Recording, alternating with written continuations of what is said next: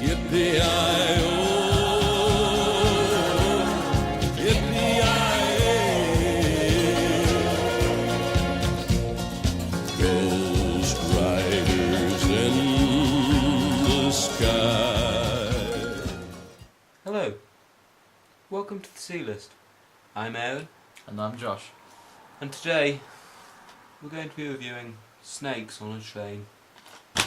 Not Snakes on a Plane, we've already done that. Snakes on a Train.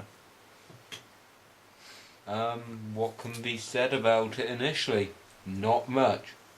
It's made by The Asylum, who have made other great hits, such as Alien vs. Hunter, Iron Hero, Transmorphers 2, The Day the Earth Stopped, just to name a few. On the other hand, though, they did do Giant Octopus vs. Mega Shark. That was fun. That was good. Sadly, this film, though, doesn't really have any of that magic in it.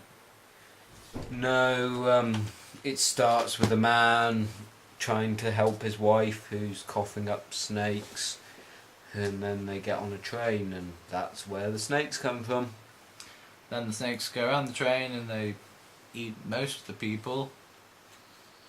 Before the craziest finale of all time. The snakes do eat a little girl.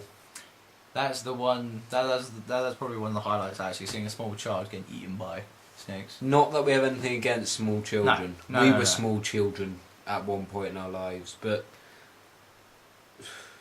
who are we kidding? It is fun watching a small child get eaten. The little girl just screaming her head off.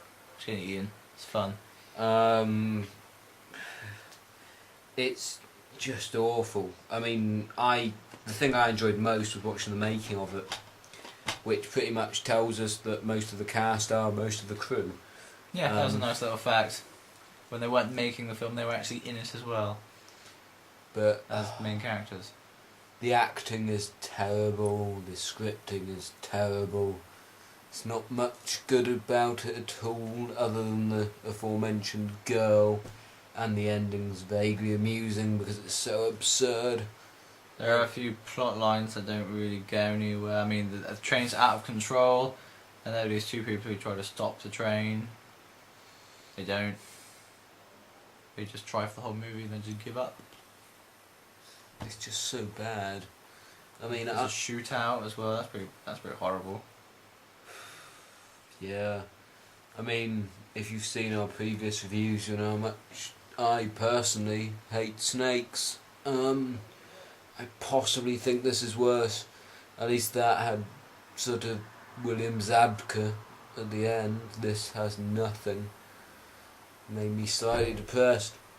My favourite ones where the lighting would dramatically change between a sort of a mid shot and then a close up shot, where they've just been lazy. It's just awful.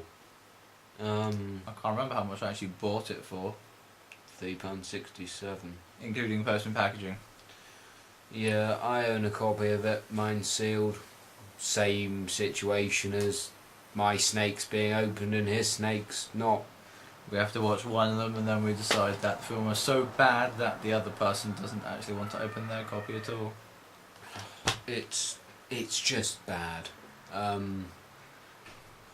There's only so many times I can say bad, but it truly is. Terrible, despicable, it's an abomination.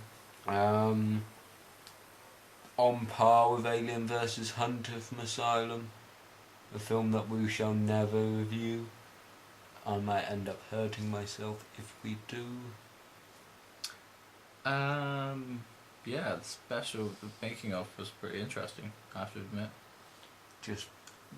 I give another credit you could give towards the film is it does feel like it's set on a train.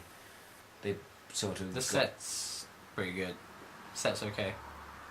the rest of it is just awful. It's diabolical. But I think twice about reviewing Asylum films from now on. We've done Mega Shark versus Giant Octopus. We're going to look at one called Monster, which is their Cloverfield rip-off. But yeah, we will just be very careful in the future which of their films we decide we're going to look at. Please don't buy this film. Yeah. Even better, buy this film and then throw it under a train so that nobody else has to see the level of evil in this film. Yeah. Check out other reviews. We enjoy other films more than this one. Yeah, we're slightly happier as well. Possibly. Our next load of reviews are going to be the Anaconda films from 3 to 4 in a feature-length special. By feature-length, I just mean slightly longer. But yeah, don't get this film.